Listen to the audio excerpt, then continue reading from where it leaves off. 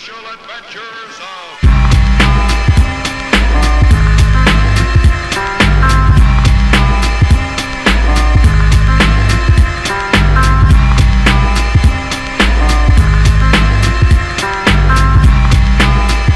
Hello everybody, ChefD26 and Irishboozehound. What's up? Guess what? We're here for another review. The movie that we've been waiting for all year long. Yeah, this movie had a lot of hype behind it, and I am so proud that we are actually going to review Justice League. Alright. We are not doing Justice League. Why not? Listen, come on, man. We're here to do the actual review, not Justice League. We're not doing Jonah Hex. We're not doing no freaking The Croods. We're not doing Justice League. Justice League. But I hope he explains this later on in the interview why we're doing just this. I will. Okay. Later on the review. But for right now, what we are reviewing, and that is Mission Impossible Fallout. Yes.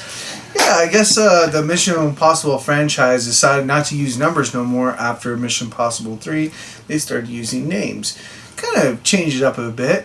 I kind of going the James Bond route, instead of using numbers, using names. Might as well. So actually, technically, you could say that this is the third installment in the name franchise, being Ghost Protocol, Rogue Nation, now Fallout. Now, how was this movie? This movie was good. I was really surprised. Really good. Clifton tried to convince me to go multiple times. I was kind of iffy. He was. Yes, and then after I saw it, I was like, wow. Christopher McQuarrie did a very good job on this one. I gotta say, he picked up the pace on this one big time. This movie is produced by J.J. Abrams, of course. Oh, fantastic. Very fantastic, as well as Tom Cruise. Tom Cruise had a huge hand on this movie. Yes, he did. Big time. Took a year off filming just to do some stunt work, to go to stunt school to actually perform a lot of his own stunts in this movie. And it shows, guys. Yes, it really does show. And actually, compared to Mission Impossible Ghost Protocol, him scaling up the building, as well as him hanging out the side of the airplane in Rogue Nation, to him dangling from a helicopter in this one. Yes. Which you see in the trailer. It is really, really, really hats off to the stunt crew in this film. Stunt crew and Tom Cruise. He does a fantastic job in this movie, making his reprise role as Ethan Hunt, right? Mm-hmm. Yes, I gotta say, he's fantastic, man. He brings the role, he brings the freaking action, maybe some comedy parts. He'll bring the intensity right now. I'm cute, man. I give it up to this guy right now, man. So next we're going to discuss the cast in this film. The cast is actually quite massive. Pretty big. I mean, this cast dates all the way back to the very first Mission Impossible movie, which came out, 96? It was a long time. This movie's been over a couple decades in the making. This is definitely a 20-plus year franchise. And let me tell you, this movie really delivers. Right now, we have Henry Cavill. We also have Vin Rames making his return. Fantastic job, Vin Rames. I like him very lot. He really puts the emotion as well as the glue to the characters. Yes. Also, Simon Pegg makes his return as well. I'm really glad that he made his return now. And also, we have Rebecca Ferguson as Lisa Faust, I believe. Yeah, she's one of the new characters. She was introduced in the last movie. She was at Rogue MI6 working for Solomon Lane? Yes. And Sean Harris does make his return as Solomon Lane as well. And we also get to see a new... she's not really new, but she's only been referred to in maybe the last one, as well as they show maybe one glimpse of her. And that is Michelle Mohagan as Julia Mead. Did I say that right? Yeah, Mead. Yeah, we're sorry if we don't pronounce it right. We will just play the names for you for everybody to see. She was... Ethan Hunt's wife from Mission Impossible 3, as well as his main focal point of his love interest. Yes. We also get Angela Bassett. Angela Bassett. As Erica Salone. And we also get to see Alec Baldwin come back as Alan Hunley. Big time, guys. Now, everybody had their own little moments to shine. Not everybody actually had like a huge role in this movie. Angela Bassett was more in the background, trying to give in orders. So was Alec Baldwin. He was there for a few times in the movie as well. Yeah, and actually there is one more name that you did forgot, and that Really? is Who's that? Vanessa Kirby. She's a blonde-headed. Oh yeah, that's right. That's what Yeah. well, we can't spoil it just yet, but Yeah, we'll let you know we'll- more in the we'll talk spoilers, about it a guys. little bit later, We'll but let you yeah. know, guys. But yeah, we forgot all about her. Do you know all the roles that she played in? Yeah, she was actually in that movie Everest, and she was also in Jupiter Ascending. She also has a continuous role in the show The Crown, which I believe is on BBC or Netflix. I can't remember. Yeah. But definitely very lovely and an upcoming actress. So keep an eye on her in future roles. Yeah, I mean, she did have not a huge role, but No. she did have something that Ethan needed. So they need. That's right, and we can explain that a little bit more in. Yeah, we in can't the spoiler. talk. Yeah, we can't talk too much about spoilers. Yeah. Remember, guys, first half is just a review. Second half is spoilers, guys. So just And remember. I don't that. even think they showed her in the trailer either. So I don't think definitely they are. I gotta don't keep think her on so. the DL for Yeah. now. Okay. So right now we're also gonna move into how well this movie's put together. Let's talk about the writing. Clifton, what do you think about that one right there? This is really, really good writing because the director of the movie also wrote this film. So, he really, really picked up the pieces from where the last story ended.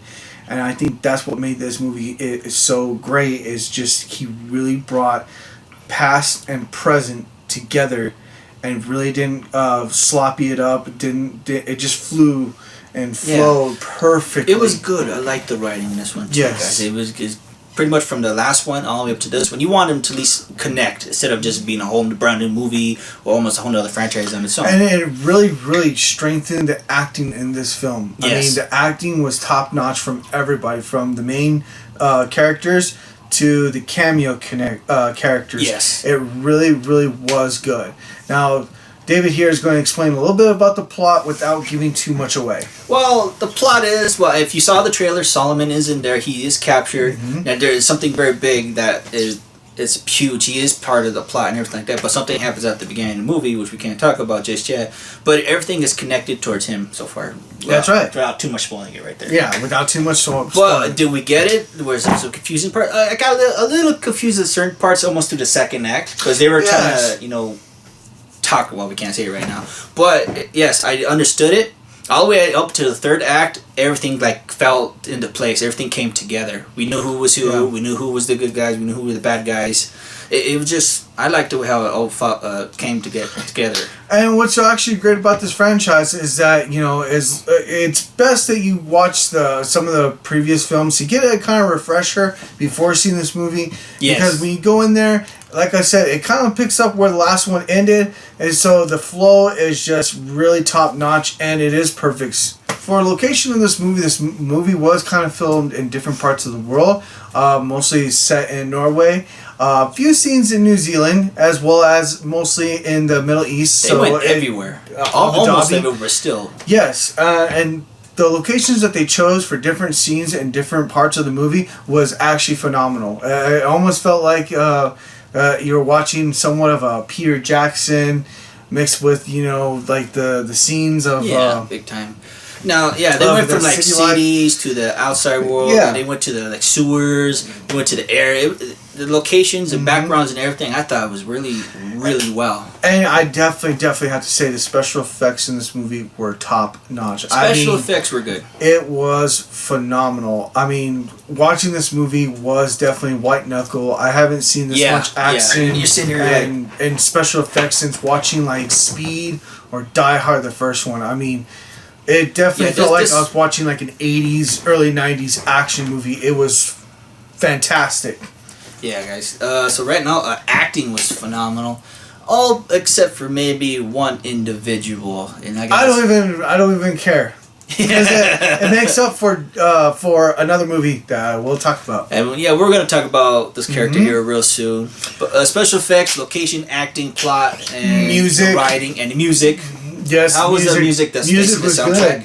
Music was really good. Yes. It kind of, you could hear the change in music, which would kind of express the tone of where each scene was going. Yeah, and when it would get really, really intense, the music would start picking up more and more and more. Yes. Especially during the helicopter chase scene, which is in the trailer, so we can talk about it right here. It picks up, especially in the final third act. You start, like you said, white knuckling. You just sitting there oh my god, you're what the fuck? Yeah. And you're like, oh. I love this movie with the adrenaline rush. I mean, the movie towards the end, you could actually hear like raindrops, and I was like nudging David. I was like, I don't see no rain in this movie. And he's like, no, it's raining outside. And I was like just white knuckle driving like crazy in the rain because this movie just had my adrenaline going. Yeah. I mean, final rating for this movie for David, it'd probably not be impressed, but me, I definitely have to say, of all the Mission Impossible movies I've seen, and I have seen them all, I would definitely put this number 1,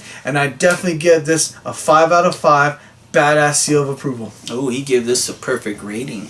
Yes. Not bad, Clifton. Not bad. All right.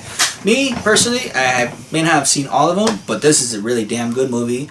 Good directing, good writing, good producing, plot, location, special effects. This movie had, from Act 1, Act 2 to Act 3, this movie's good. But on my scale, my new rating, that a system that I'm sticking with, I give this one a solid 9 out of 10 with the badass seal of approval. All because of one flaw, and he'll explain it to you. Yes. So people, go check this out. It is worth your money, and if you're a fan of the Mission Impossible franchise for the past couple of decades, treat yourself out, man. Take your family, take your girlfriend or kids, and also too, they'll like it. Yeah, you will like this one, guys. They will definitely. And with this said, I do have to say, we were arguing about this for about a good hour before we even started this review. I definitely have to say that this is the best movie of the year so far. He's saying that this isn't better than Infinity Wars. He's like in Infinity Wars, but tell me in the comments below, what do you think is better, this movie or Infinity Wars? Come on. This movie was better than Avengers Infinity Wars. I'm sorry. Oh, Clifton. I know. I'm gonna take this. Fuck, I'm gonna destroy you. Yes. Show your anger. It leads to the dark side of the Force. No. I'm Obi-Wan. I know you're a rebel scum. So now we're going to get ready to go into spoiler talk. Spoilers! Right here across the stream, ladies and gentlemen. If you don't want to hear this, go check out one of his other videos. So yeah, now that we're in spoiler talks, we're going to kick this off. So this movie is about one thing and one thing only. Yep. Nuclear weapons, or nuclear bombs, if you will. It's cliche. It is very cliche. I mean, we've seen a lot of movies going all the way back to like the 1950s where, you know, it's always about nuclear devices, nuclear bombs. You know, the very first James Bond from Russia with Love was about, you know, or Dr. No, Spectre, if you will. He was trying to blow up the world. Yes. So it is kind of cliche-ish, but Solomon is the main leader of this, and he's pretty much captured his disciples or his apostles, if you will. And like Hydra, if you cut off one head, two more grow in its place. Well, Solomon has been captured, but he has loyal servants that are continuing on his work. One in particular is an agent, or a rogue agent, if you will, by the name of John Lark, who's an arms dealer. So Ethan watches, you know, this message will self-destruct in 5 seconds. Yeah, he watches it, which gives us our story, if you will, our plot. Basically, he has to track down 3 little balls or 3 devices of plutonium. Plutonium, yes. Yes, and he has to try to get the information on John Lark. This is intel and capture only, no lethal forces to be used.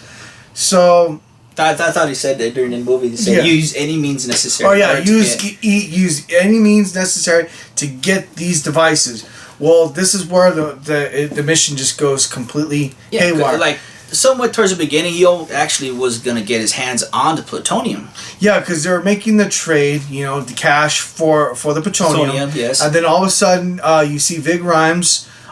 He gets captured, and basically they hand him the plutonium, but he can't handle the cash, and this whole mission went sour really fast. Yeah, he could have easily walked out of there with the plutonium, you know, sacrificed his friend. But Ethan's not like that. He decided, you know, I'm going to save my friend, like he's always done before, like plenty of other times in the movie. And that's a huge thing in this movie, which it leads all the way up to the end. Either, you know, you sacrifice your friends for the greater good of like the whole planet or something like that, for millions or billions, basically.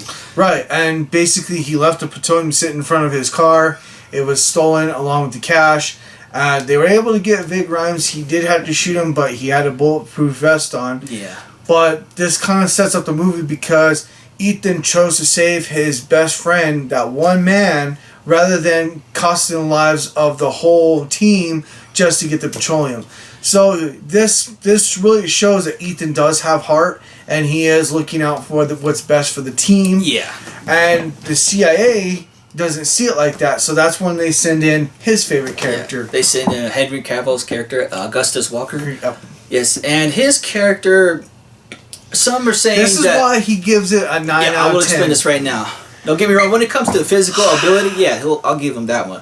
But when him come to actual acting, that's what I'm kind of iffy on right there, guys. I thought he did a good job. Now, there's this one reviewer, I really don't want to say the name, but this person said that his acting was almost as good as Alan Rickman's character, Hans Gruber. Now, I honestly don't think it's that good, because once that person said that, I was kind of like, no. You gotta learn how to take certain things with a grain of salt. I mean, rest in peace.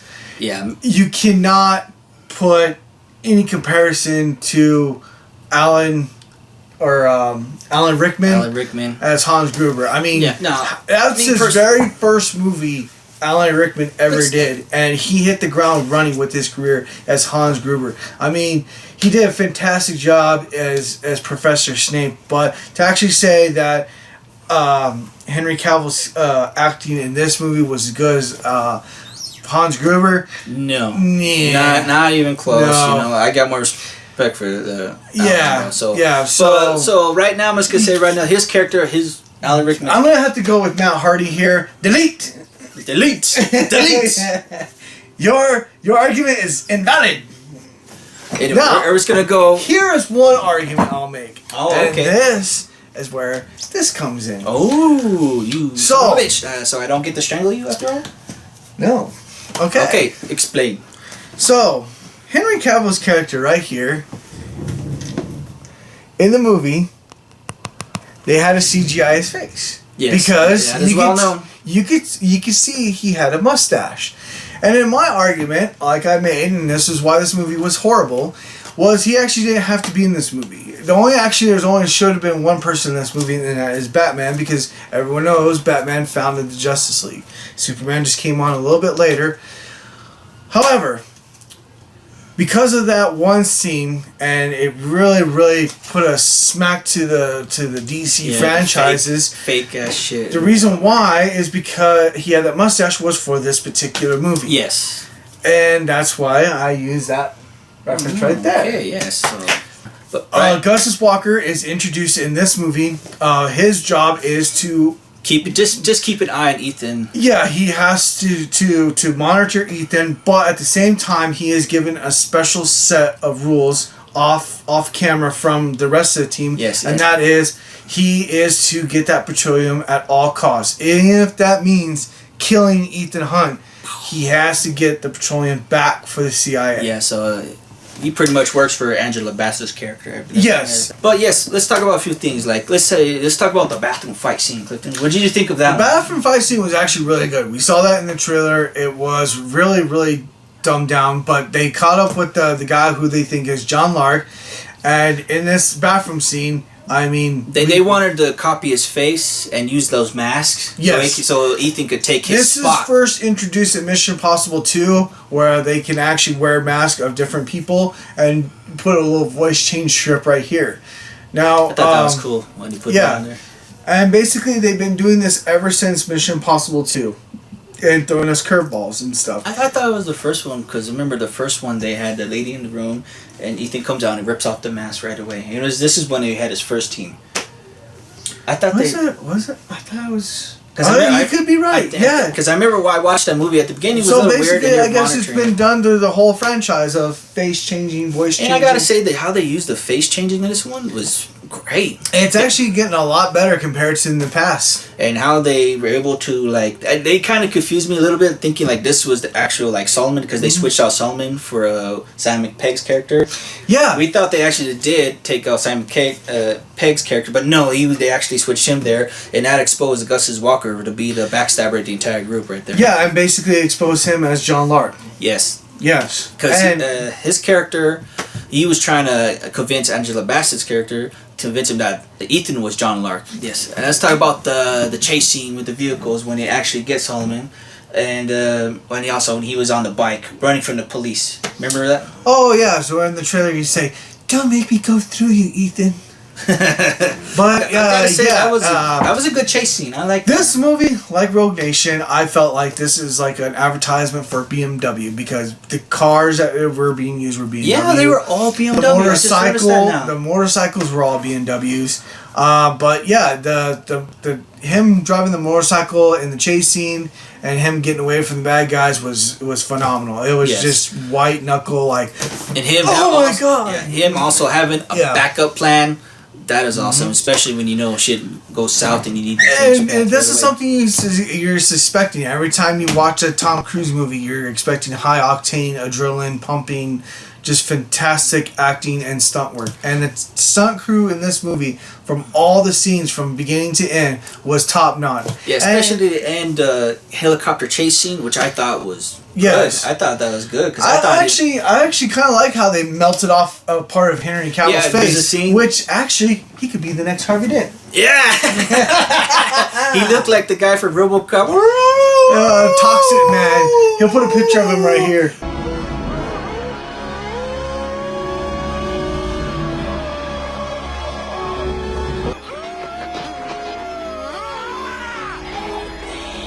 Help me! Yeah, because there was a scene like a part of the fuel line leaked on his face right here. And he was like, and at the end, he gets it pretty bad at the end. He does. His character does die bad. Yeah, and he was hanging off the cliff, and but they do. Henry Cavill does kill somebody in this movie. Oh, and it's actually a very, very, very, very kind of tough scene, but in previous when he was talking about Simon Pegg's character, swooping the mask with Solomon to expose Augustus Walker, a fight breaks out in the tunnels, and Augustus Walker betrays the team and stabs Alan Hunley to death. Yeah, that's real. That's a real sad scene to see that, man. But the franchise, sometimes somebody has to go. You can't have like it. Kind of sucks that we won't be seeing Alec Baldwin no more. I thought he did a fantastic job in his short roles in the franchise. Now, towards the end, they actually had all their nuclear weapons ready, armed, and ready to go. Yeah, and I actually get to see Michelle Mohagan come back into her role as Ethan's love interest towards the end of the movie when Solomon is getting ready to detonate his devices. She starts helping Vig Rhymes in just defusing one of the bombs. Yeah. And she also, talks about, how Ethan is, and you also hear the line in the movie or in the trailer, how's Ethan? Oh, you know how Ethan is. But yeah, and you also get a little bit of backstory of why they actually divorced in Mission Impossible 3, and Ethan, his love for protecting the world. Yeah, because if she was to come in, if they would go after her just to get to Ethan, so that's why they had to call it off. I mean, plus what happened in Mission Impossible 3 with Philip Seymour Hoffman's character, rest in peace, Philip. It really, really shows the gravity and the series of this movie, as well as the characters and how they're taking not only what's going on in the movie, but it's actually becoming a part of them. So this is how you know that this movie is really good, because all the effects of what happened previously are taking effect in this one. All these characters grew out of the entire franchise. You really see that, and you actually care for these guys. And this is what makes a great franchise compared to some of the other franchises. So hopefully Mission Impossible 7 is just as good, if not better, than this one. I wonder how they're going to top it, because now they already literally had to deal with nuclear weapons. What are they going to do in the next one? They're going to, a meteor's going to come out of space or something? They're going to have it hit the Earth? Or they're going to have a nuclear bomb's going to go down the middle of the ocean, called a tsunami, earthquakes, a plague, the zombie freaking plague, or Attack of the Killer Bunnies, who knows what's going to happen in the next one. Maybe it'll be like James Bond Moonraker. Maybe it'd be like James Bond Octopussy. Octopussy and Moonraker. They're gonna go to the moon next, guys. Now, you never know. Unless they actually do have good writing, good director, they could pull it off. Thank you, everybody, for watching. This is ChefD26. This is Irish Boozehound, and we'll see you again next time.